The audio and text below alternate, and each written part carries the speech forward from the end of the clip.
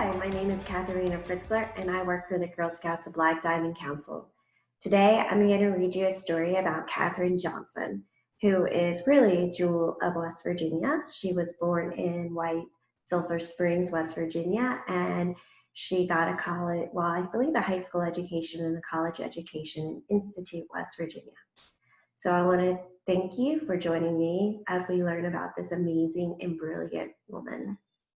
Counting on Katherine by Helaine Becker. Katherine loved to count. She counted the steps to the road, the steps up to church, the number of dishes and spoons she washed in the bright white sink. The only things she didn't count were the stars in the sky. Only a fool, she thought, would try that. Even so, the stars sparked her imagination. What was out there? Katherine yearned to know as much as she could about numbers, about the universe, about everything. Katherine's boundless curiosity turned her into a star student. She was so bright she skipped 3 whole grades. She even catapulted right past her brother. He wasn't too happy about that. By the time she turned 10, Katherine was ready for high school. But back then, America was legally segregated by race. Her town's high school didn't admit Black students of any age. Katherine burned with fury. She wanted more than anything to keep learning. There was still so much to know. Count on me, Katherine's father told her. By working night and day, he earned enough money to move the family to a town with a Black high school. Katherine loved high school. She was good at every subject, but math was still her favorite. She dreamed of becoming a research mathematician, making discoveries about number patterns that are the foundations of our universe. In those days, there were no jobs as research mathematicians for women. Professions most available to them were teaching and nursing. So Katherine became an elementary school teacher. She liked her job and she loved her students, but she never stopped dreaming about exploring numbers. In 1950, the U.S. government's National Advisory Committee on Aeronautics hired thousands of new employees. It even started hiring Black women as mathematicians. Katherine heard about the mathematician jobs. Her heart raced with excitement. Perhaps her dream could come true after all. But when she applied for one of the positions, she was told they were already filled. Katherine had to wait a whole year until new spots opened up. Her patience paid off. She got the job. A few years later, the Soviet Union sent a rocket ship into space, launching a space race with the United States.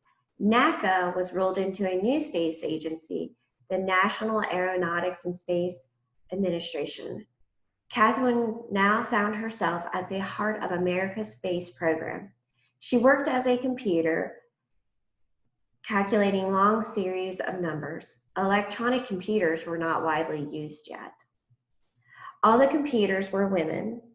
They were given the tasks that men thought were boring and unimportant. That didn't bother Katherine. She knew without her contributions, a spaceship could not reach its destination, nor could it safely return to Earth. Here's why.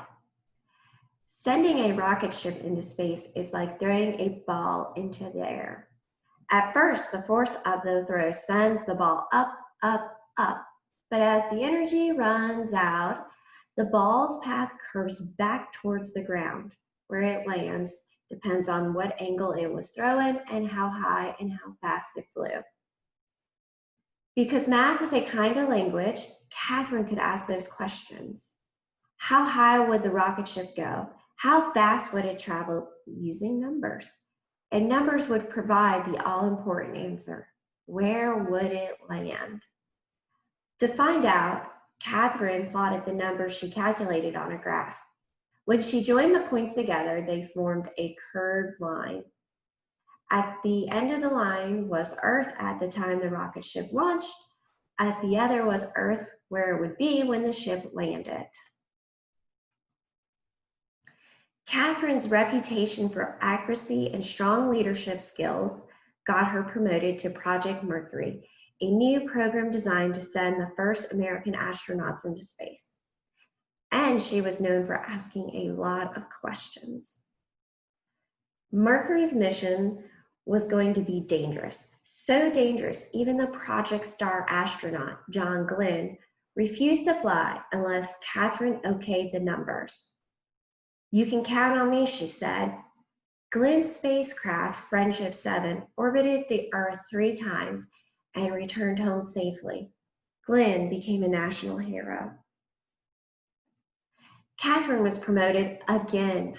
Now she was asked to calculate the flight paths for Apollo, the first flights to the moon. "Count on me," she said. On July 20th, 1969, the Apollo 11 astronauts walked on the moon. Their feat was celebrated around the world. More triumphs followed. Apollo 12 rocketed to the moon in November 1969. Apollo 13 launched on April 11, 1970, but on the third day of Apollo 13's flight, the worst thing happened: an explosion in space. Could the crippled spaceship make it to the moon? And if it didn't, would it be able to get back home to Earth? The 3 astronauts on board were in grave peril. Commander Jim Lovell told Mission Control, "Houston, we have a problem." Back on Earth, Katherine Johnson got a phone call. Her flight path calculations would have to be done all over again and perfectly. It would be the toughest challenge of her life. Katherine told Mission Control, "You can count on me." She rolled up her sleeves, took a deep breath, and began doing the math. She worked hard and fast. A few hours later, Katherine's calculations were finished. The flight path to return home would take the ship around the far side of the moon. From there, the moon's gravity would act like a slingshot to zig the ship back to Earth. To get home, the crew of Apollo 13 would have to follow Katherine's course exactly by burning off fuel at precise intervals.